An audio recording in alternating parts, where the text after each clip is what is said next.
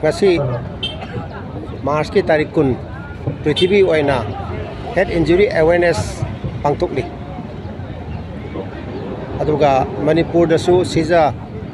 Institute of Health Neuroscience Shija Hospital pullaga ngasigi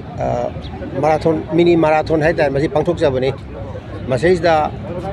195 beat per minute Shija ke caregivers traffic ki sinau sing mayam ama yaubiri hamna aduga Lokananda masu yaubiri aduga masi punamak ko in thagajari baroi ba ngasigi awareness program sigi baroi pati head injury can be prevented. Akoi maru ena 60% di road traffic accident ni reckless road akoi driving dagi aduga atai sina tarakpa kholakpa dagi phuna jaina ba 60% si am sawi adu hari posi yamna safety protocol nga aga to hum tam da yamna atuk ne oi haitare ga thok yani haitare aduga India gi oina sahi mada 1 million that is lakh tara gumbadi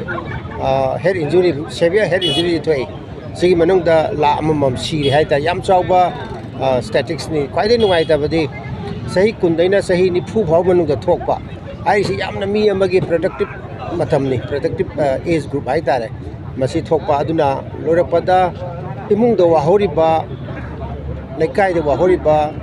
aduga loinana society gi adagi India gi oina economic level loss yam chauna lei ai imung aman imada head injury yaw matamda mana khoi physically disabled boy bo matam sida imung gi mi khudi mo oina involved tawi thamam ta atai bangthok pungam te ahen ba aduna yam chauba kaino ni imung da yamna disastrous oiba yamna mental issue physical issue adu spiritual issue trauma ba hai ba head injury si masi ngakthok pu yai habase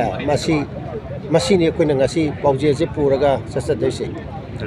aduna maroina helmet uppa aduga labi thobu matamda koi driving ga drinking ga punjan da ba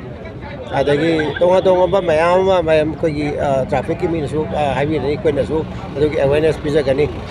aduna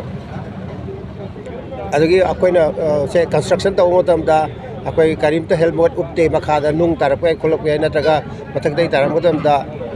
akoi khwang da belt pharaga thori toraga tarakdana bakhola bahari mijar me apsi amta pangthuk ta aduna simo posing haidana thokpa akoi thengnare akoi da porakpa yamna nungai taba por ngaktani head injury apsi aduna si ngak thoksi mayam asigi awareness PBO it can be prevented adunia koi barun pawil pinning is thank you very much hojik si tangla gate gina sikhong phawraga Shija hospital hok sasaga da